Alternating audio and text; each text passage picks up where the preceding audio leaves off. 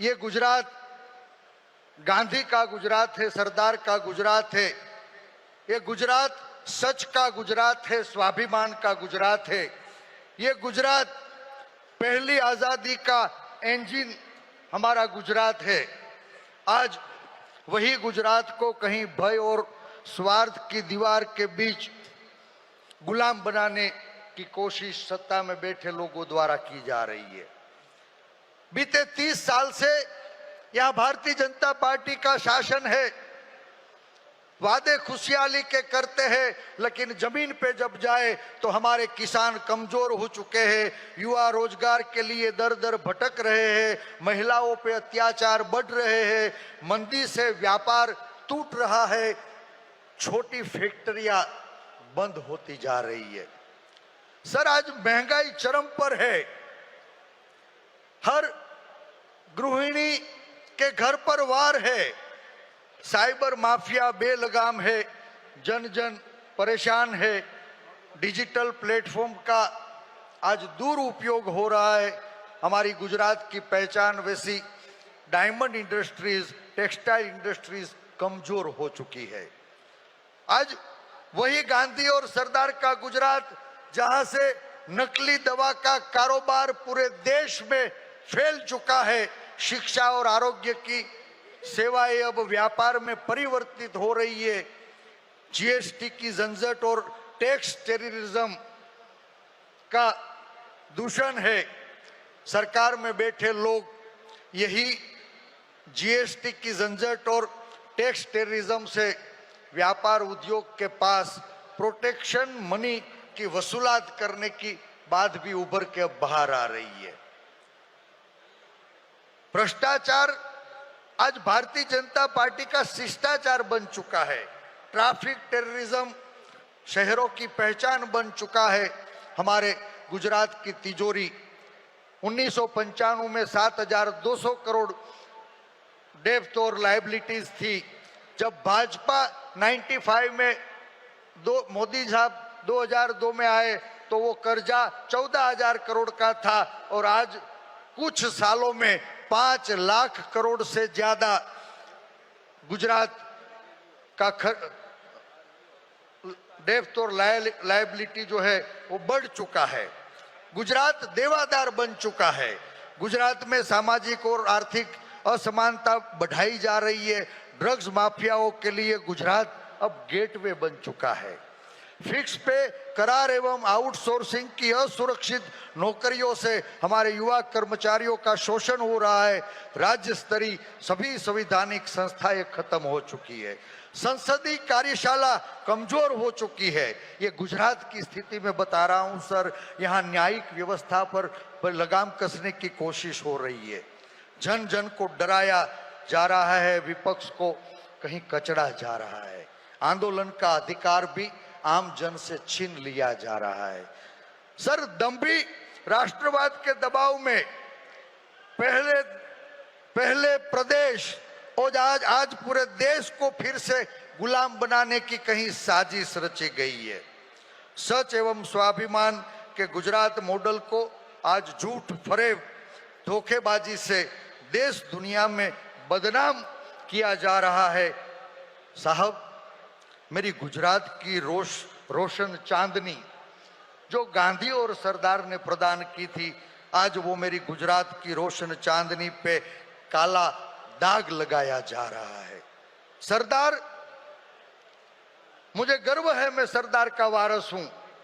सरदार किसको कहते हैं? एक पाटीदार मां की कुख से तो श्री वल्लभ पैदा हुए थे, लेकिन देश की जनता ने उनको सरदार का बिरुद दिया, क्योंकि सरदार उन्हें कहते हैं जो सबको नेतृत्व प्रदान करे, सबकी रक्षा करे, सबकी चिंता करे, सबकी सुरक्षा करे, सबको जोड़ने का काम करे। आज कुछ बन बैठे नकली सरदार ने असली सरदार के नाम पर ये अहमदाबाद स्टेडियम पे काला पोछा लगा के अपनी तख्तियां मारने का काम किया है। मुझे पूरा भरोसा है कि मेरा गुजरात इन्हें माफ नहीं करेगा। ये लड़ाई नाम की नहीं है, ये लड़ाई स्वाभिमान की लड़ाई है। ये लड़ाई सत्ता की लड़ाई नहीं है, ये लड़ाई गुजरात में फिर से सुशासन की लड़ाई है।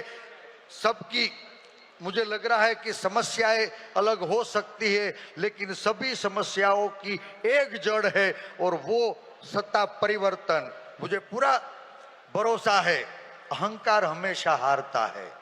चाहे वो लंकापति रावण का हो या जुमलेबाज सरकार का, पहली आजादी का नेतृत्व भी गुजरात ने लिया था और अब जन जन की आजादी को बचाने का नेतृत्व भी फिर से मेरा गुजरात लेगा। ये भरोसा दिलाता हूं। कांग्रेस आएगी, देश में प्रदेश में खुशहाली फिर से लाएगी, ये मुझे पूरा विश्वास है। मुझे पूरा विश्वास है कि 2027 में फिर से आजाद होगा मेरा प्रदेश और 2029 में पूरा देश।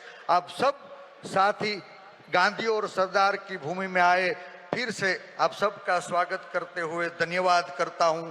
जय जय गरवी गुजरात, जय हिंद। साथियों, 400 वर्षों तक इस देश में मुगलों ने राज किया, 200 वर्षों से अधिक समय तक अंग्रेजों ने राज किया। जो अंग्रेजों के बारे में कहा जाता था, अंग्रेजों के राज कभी सूर्यास्त नहीं होता, उस सूर्यास्त को अस्त करने का कोई काम किया है कांग्रेस पार्टी ने किया है। साथियों, देश की आजादी, देश के नवनिर्माण, देश के विकास, देश के प्रगति, देश के उन्नति में कांग्रेस पार्टी की सरकारों ने योगदान दिया। साथियों, जब देश आजाद हुआ, देश का संविधान पूज्य बाबा साहेब भीमराव अम्बेडकर जी के नेतृत्व में बना और हम जैसे आर्थिक रूप से, सामाजिक रूप से, शैक्षणिक रूप से कमजोर वर्गों को आगे बढ़ने का मौका दिया। आज अगर मोहन मरकाम इस मंच में अगर बोल सकता है, प्रदेश अध्यक्ष बन सकता है, मंत्री बन सकता है, तो कांग्रेस पार्टी की देन। साथियों, हमारे राष्ट्रीय अध्यक्ष ब्लॉक कांग्रेस कमेटी के अध्यक्ष से राष्ट्रीय अध्यक्ष भी बनते हैं, ये कांग्रेस पार्टी की देन है। साथियों, कांग्रेस पार्टी आज हर वर्ग को आगे बढ़ाने का काम किया है। साथियों, देश में दो तरह की विचारधारा है, एक विचारधारा तोड़ने वाली विचारधारा और दूसरे विचारधारा जोड़ने वाली विचारधारा। कांग्रेस पार्टी हमेशा जोड़ने का काम किया है। हमारे नेता आदरणीय राहुल गांधी जी के नेतृत्व में भारत जोड़ो आंदोलन के माध्यम से, पदयात्रा के माध्यम से देश को एक सूत्र में पुराने का काम किया। भारतीय जनता पार्टी फूट डालो और राज करो की नीति पर चलती है। साथियों, मजहब नहीं सिखाता आपस में बैर रखना, हिंदी है वतन है, हिंदुस्तान हमारा। ये देश सभी धर्मों, सभी वर्गों, सभी संप्रदायों का है, मगर भारतीय जनता पार्टी अंग्रेजों की नीति पर चल रही है। साथियों, इसीलिए हम सबको सावधान रहना पड़ेगा। मैं धन्यवाद देना चाहता हूं तत्कालीन यूपीए सरकार और माननीय सोनिया गांधी जी के नेतृत्व में वन अधिकार मान्यता कानून 2006 बना था। उसमें करोड़ों, जो 11 करोड़ से अधिक जो आदिवासी समाज के जंगलों में रहते हैं, पिछड़े वर्ग समाज के लोग रहते हैं, अन्य वर्गों के लोग रहते हैं, उनको वन अधिकार पट्टा दिया गया था। मगर भारतीय जनता पार्टी जल, जंगल, जमीन हम लोगों का छीनना चाहती है। साथियों, हम लोगों को सावधान होना पड़ेगा। ये कानून को बदलना चाहता है, वन अधिकार कानून को बदलना चाहता है। मैं देश के हमारे जाबाज साथियों से आह्वान करना चाहता हूं, जो शिक्षा का अधिकार, भोजन का अधिकार कांग्रेस पार्टी ने दिया था, उसको हम लोगों को बचाना है। अंत में मैं कहना चाहता हूं, मोदी जी के अपनी बुलंदी पे इतना नाज न कर मोदी जी, हमने तो आसमां से भी तारे टूटते देखे हैं। साथियों, आपके लिए मैं कहना चाहता हूं, बिना कुछ किए साथियों जय जयकार नहीं होती, कोशिश करने वालों की कभी हार नहीं होती। कोशिश करिए, कांग्रेस पार्टी का फिर से गौरवशाली इतिहास दोहराइए। इन्हीं बातों के साथ जय हिंद, जय कांग्रेस। साथियों, अन्याय की दास्तां तो हम लोग रोज देख रहे हैं, हर आए दिन कुछ ना कुछ सुनते रहते हैं, हर आए दिन कुछ ना कुछ देखते रहते हैं। और यहाँ भी कई वक्ताओं ने अपने अपने राज्य की अन्याय की दास्तां यहाँ पे मंच में रखा है। मैं बहुत सौभाग्यशाली हूँ जो मुझे इतने बड़े मंच से बोलने का मौका मिला। मैं अपने लीडरशिप को, हमारे यूथ आइकन, हमारे लीडर श्री राहुल गांधी जी, हमारे कांग्रेस प्रेसिडेंट मल्लिकार्जुन खड़गे जी जो अभी नहीं है, और हमारे मंच में उपस्थित केसी वेणुगोपाल जी और तमाम लीडर जिनको हम लोग फॉलो करते हैं, जो हमारे अभिभावक के मंच में विराजमान हैं, आप सभी को तहे दिल से आभार व्यक्त करते हैं।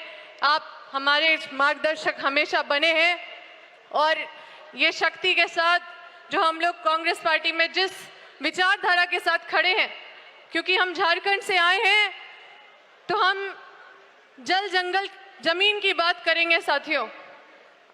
न्याय पथ ये एक बहुत बड़ा मैसेज है।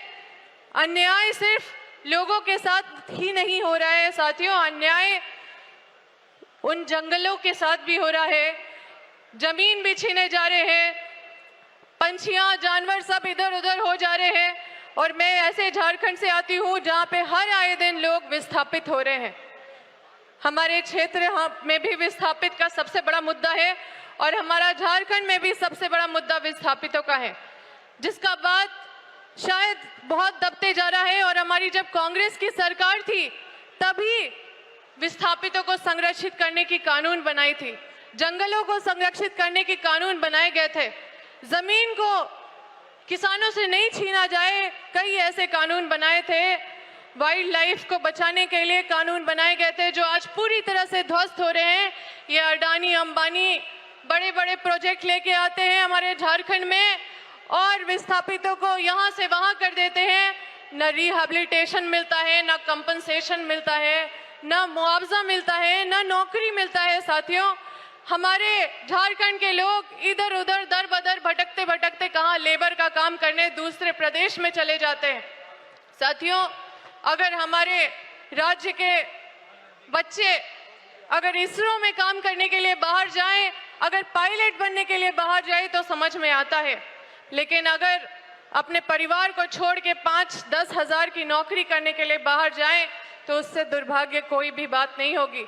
और मैं और मेरा पूरा परिवार विस्थापन का लड़ाई लड़ रहे हैं क्योंकि हम वहां से विधायक रहे हैं और इस बार चूक गए, चुनाव में नहीं जीत पाए क्योंकि उस समय हम लोग कंपनी का विरोध कर रहे थे और अभी कंपनी वहां पे शासन करने लगी है, ठीक उसी तरह से जैसे ईस्ट इंडिया कंपनी करती थी।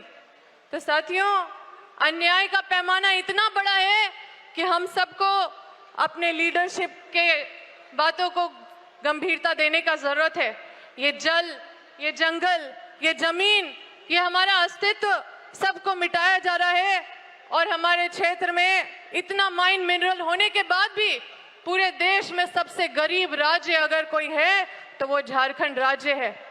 पूरी तरह से अन्याय का प्रकाष्ठा हम लोग देख रहे हैं साथियों।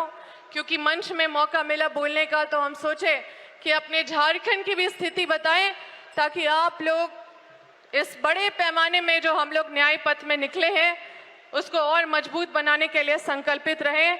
हम तहे दिल से धन्यवाद देते हैं अपने नेता राहुल गांधी जी का, जिन्होंने हम सबको इतना विजन दिया है और सशक्त सोच दिया है और जिस तरह से संविधान खतरे में है, इतना बेबाकी से हर वो मुद्दे को उठाते हैं जो शोषित, वंचित, पीड़ित है, वो सुनते हैं तो उनके अंदर एक आशा, एक उम्मीद बची रहती है और इसी आशा उम्मीद को हम लोग सब मिलके संकल्प लें और इस संकल्प में आगे मजबूती से बढ़े। मेरी सब इस परिवार को शुभकामनाएं हैं और तहे दिल से धन्यवाद देते हैं अपने लीडरशिप को। धन्यवाद।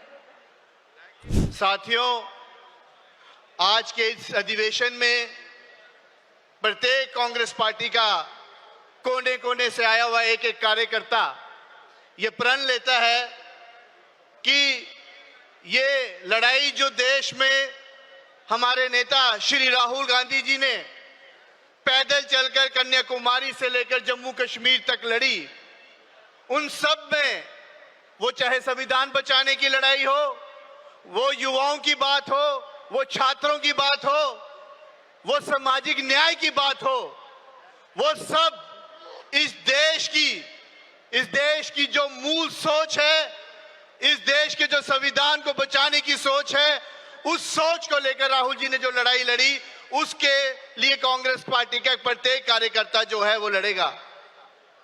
साथियों, मैं बड़ी संक्षिप्त में अपनी बात को रखना चाहूंगा कि आज भारतीय जनता पार्टी का जो रवैया है, जो तानाशाही रवैया है, वो आज सभी बच्चों में, आज वो सभी जनता के सामने आ चुका है।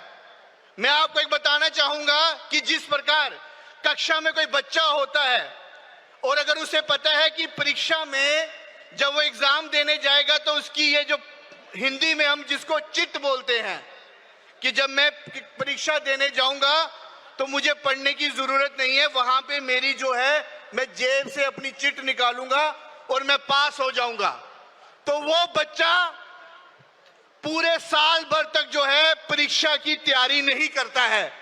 वो इसलिए नहीं करता है, उसे पता है वो जेब से अपनी पर्ची निकालेगा, अपनी चिट निकालेगा और वो पास हो जाएगा। वही चीज आज वर्तमान में भारतीय जनता पार्टी ने जो है की है। साथियों, आज भारतीय जनता पार्टी पूरे 5 साल वो जनता के बीच काम करने का काम नहीं करती, युवाओं को रोजगार देने का काम नहीं करती, छात्रों को नौकरी देने का काम नहीं करती, महंगाई के लिए काम नहीं करती।